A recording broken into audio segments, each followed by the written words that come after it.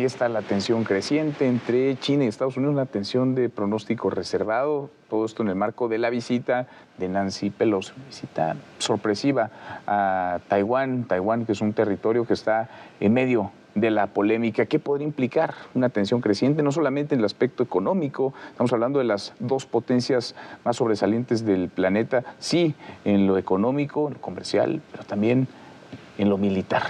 ¿Qué podría implicar para el planeta? Luis Miguel González, ¿cómo estás, Luis Miguel? Buenas noches, encantado de estar acá. Buenas noches, Alicia Salgado. Alicia, ¿cómo estás? Muy buenas noches. Muy buenas noches. Jaime Sánchez Usarrey. Jaime, ¿cómo te va?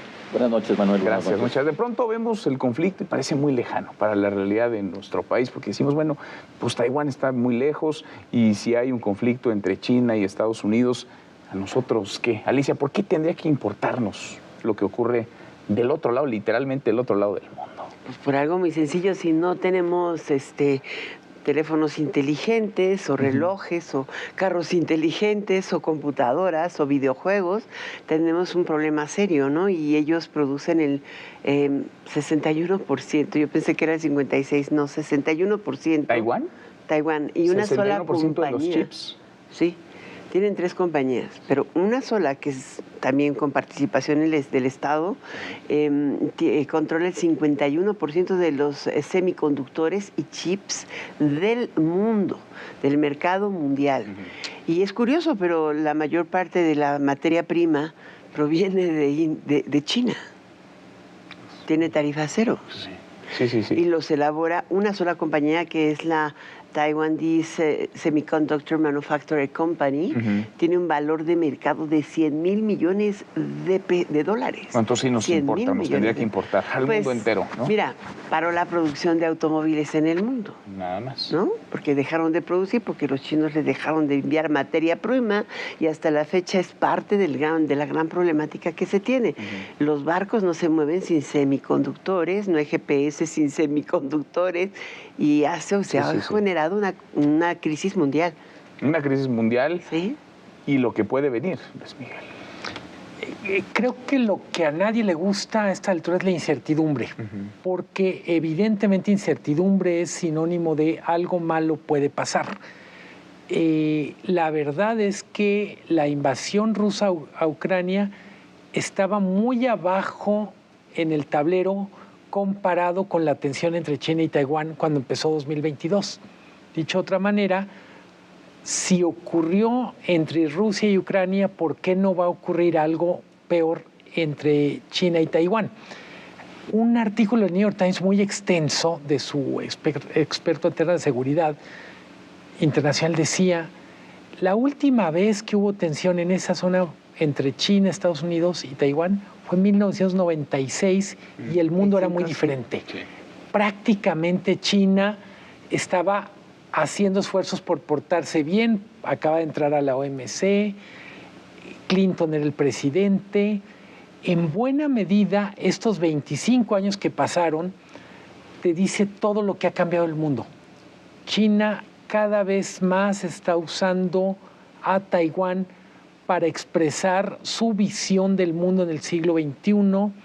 Y una cosa que es muy peculiar, Taiwán como país que no es reconocido por todo el mundo, nunca formó parte de la República Popular de China. Justo cuando se funda Taiwán es en el momento en que China se hace comunista. Entonces, en esta historia del siglo XXI un poco rara, Taiwán es también una anomalía. Sí, porque tiene, pues es de larga data, digamos, este conflicto, esta crisis, este jaloneo y esta tensión, Jaime. Sí, lo que dice Luis Miguel es muy importante. En 1949, cuando van a ratificar la guerra interna, Chiang Kai-shek, el gobierno de Chiang Kai-shek traslada a Taiwán y además este gobierno Perdón, Jaime, que te voy a interrumpir porque algo está fallando con tu micrófono, pues nos van a ayudar a que te lo ajusten. Pausa, tiempo fuera, ahí donde va Jaime, de ahí le retomamos ahora. para seguirle ahora que le van a ajustar, porque nosotros sí hacemos este programa en vivo, no como en otros canales que graban sus mesas de opinión en la mañana o a mediodía, pero nosotros sí estamos en vivo. A ver. En vivo y en directo. En vivo y en directo. Oye, es un conflicto pues de pronóstico reservado, decíamos, por lo económico, pero también por lo que está ocurriendo en la dinámica de cada uno de estos países en medio de una situación económica, por decirlo menos adversa, si no es que de crisis. Y hay una cosa que está sorprendiendo.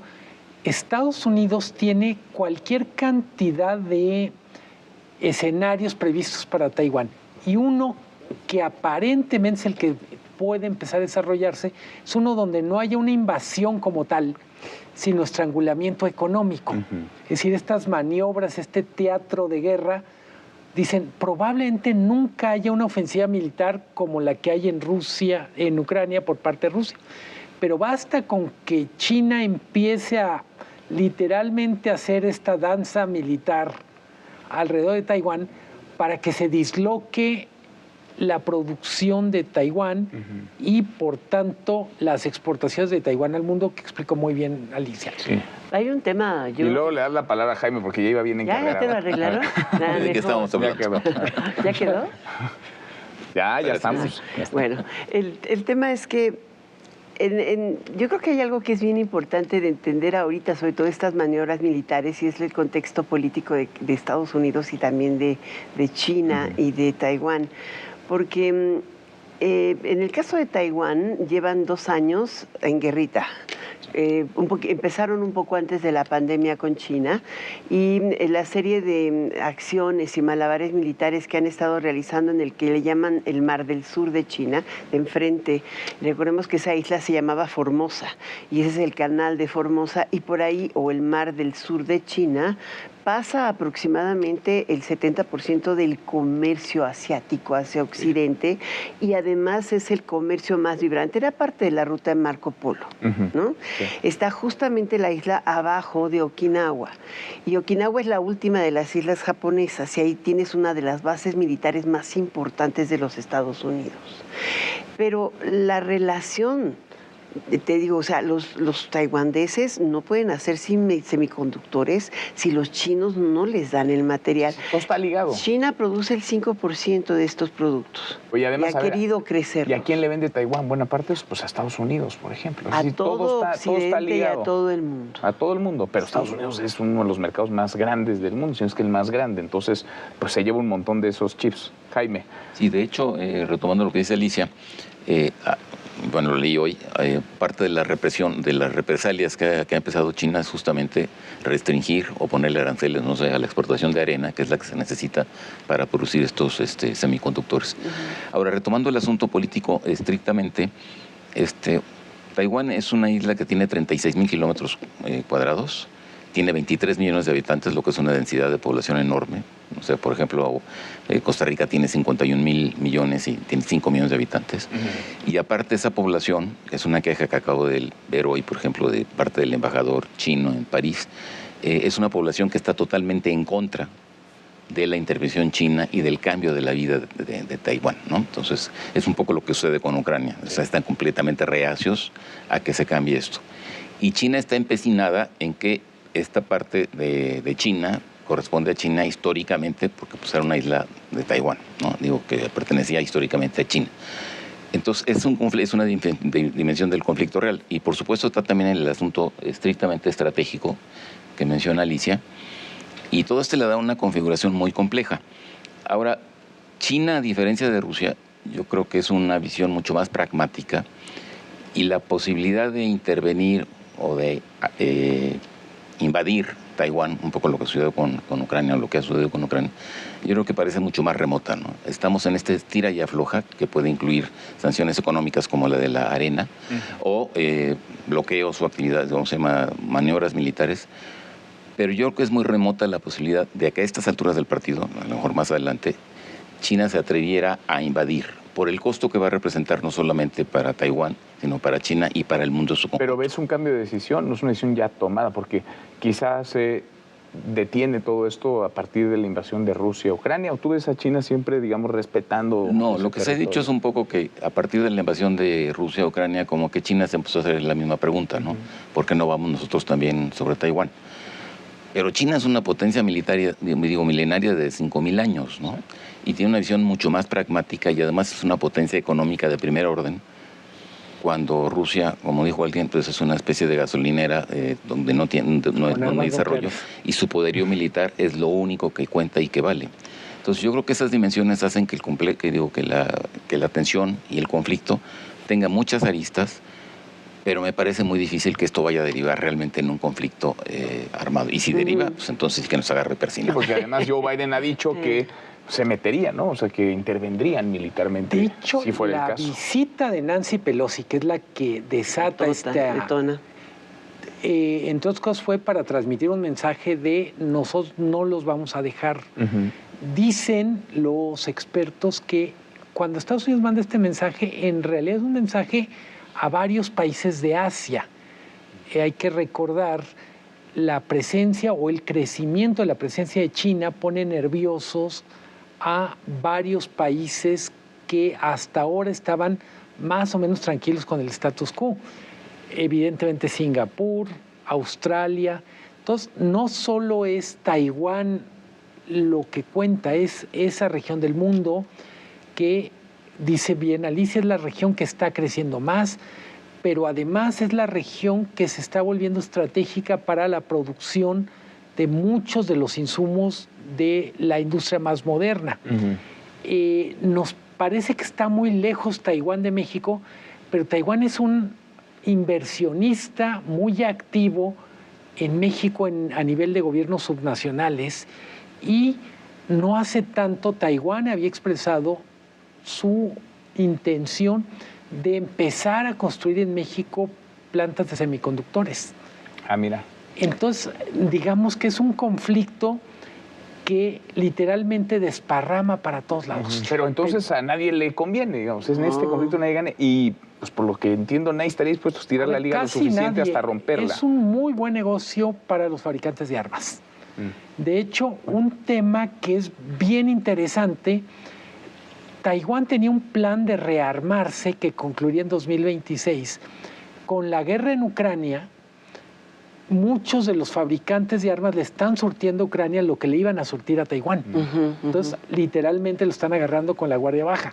Se hablaba de una estrategia de mediano y largo plazo para Ucrania, para Taiwán, que le llaman puercoespín, que es literalmente tenerlo tan armado, tan pequeño, que nadie se atreviera que nadie se meta.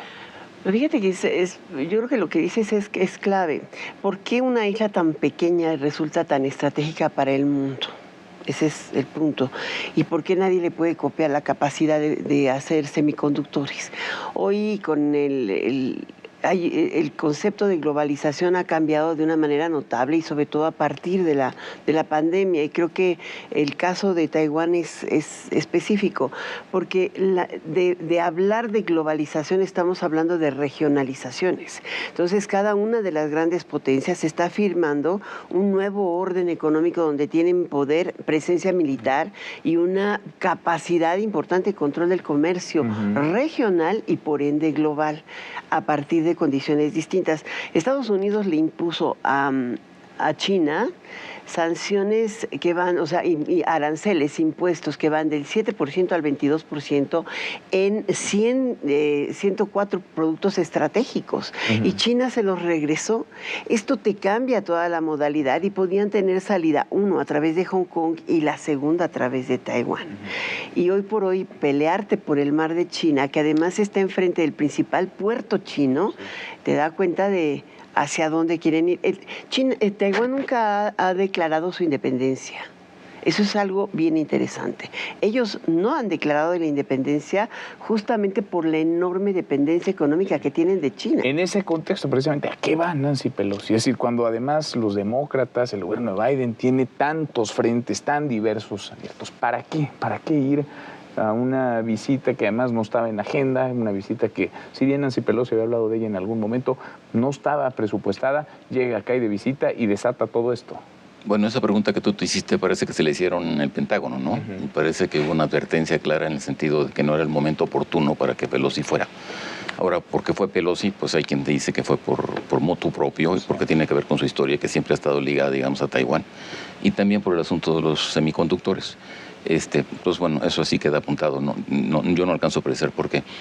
Pero como quiera que sea, el asunto, insisto, es que dada toda esta complejidad, yo creo que a diferencia de lo que pasó en Ucrania y que está pasando con la invasión rusa, hay tantos intereses y tal complejidad que las tensiones van a seguir, por supuesto no van a desaparecer. Y sí, está pasando o va a pasar un poco lo que pasó en Europa con la invasión rusa, ¿no? Es decir, es el despertar de la OTAN, es de la afiliación de otros países que antes estaban completamente renuentes a esto. Y es lo que mencionaba Luis Miguel. Hay una serie de países como Australia y otros que están justamente temiendo el crecimiento de China y la expansión de China, por ejemplo, en el mar, ¿no? Entonces, esto yo creo que sí va a provocar una reacción de rearmamiento y de mayor alianza con los Estados Unidos, y todo esto se inscribe pues en esta tensión. Ahora, que esto derive en un conflicto inmediato, a mí me parece... Ahora, parece que los conflictos ahora son así, ¿no? Económicos, de choque de potencias. Literalmente con muchas caras. Hay una frase que define la forma de actuar de Estados Unidos en eso, que yo reto a que me ayuden a interpretarla. Le llaman ambigüedad estratégica. Literalmente es, hacemos de todo y no hacemos nada. Hacemos como que hacemos. Pero en todo lo que dicen que es muy delicado de lo que hizo Pelosi es que rompe este equilibrio,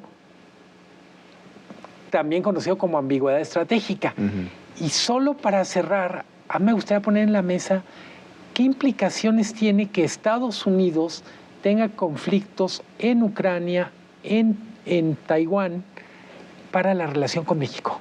¿Y tiene un impacto, tiene una Para implicación? mí, mínimo, ¿qué capacidad tendrá de cuidar en detalle la relación con México, que está lleno de temas complicados? ¿O qué tan prioritaria es, ¿no? Cuando se te acumulan tantos frentes. Para mí ese es un efecto interesante a ver si a lo de Ucrania le suman Taiwán, ¿en qué lugar de la lista queda México? Sí. En la manera en que Estados Unidos va a ver el mundo. Es interesante. Podría haber quedado en el primero si se hubiera optado justamente por abrir completamente todo este sistema a la relocalización del capital global. Pues pero se está haciendo exactamente lo contrario, ¿no? Sí. Yo creo que está abrieto, y la verdad es que yo sí lo vería de cara a las elecciones en Estados Unidos. Cada vez que tienen elecciones y una posibilidad importante de perder el control. Y Nancy Pelosi yo creo que no fue sin haberlo conversado con Biden, porque Biden la apoyó. No se quiso meter, no le quiso pedir que no fuera a hacer esta gira. Finalmente, cuando tienes enemigos externos, tienes ganancias internas. Y hoy por hoy, pues es muy difícil, considerando los estados que están en juego. Solamente 2 son de carácter demócrata, o se apuntan para ser demócratas, y la posibilidad de perder la mayoría en el Congreso es importante. Y los Estados Unidos nunca ha perdido una elección cuando tiene una batalla externa que va a tener que hacer. O sea, sí se explicaron muchas de las grandes intervenciones militares. Y fracasos. Y además también, y los fracasos, pero se reconocen años después. Ese es el tema. O sea, pero así se explican. Entonces, pues yo no lo descartaría que también tenga esa parte de la ambigüedad que describes. Luis Miguel, gracias. Gracias, Alicia. Muchas gracias, Jaime. A usted por vernos. Hasta mañana. Mañana noche viernes acá nos encontramos. Pásela bien.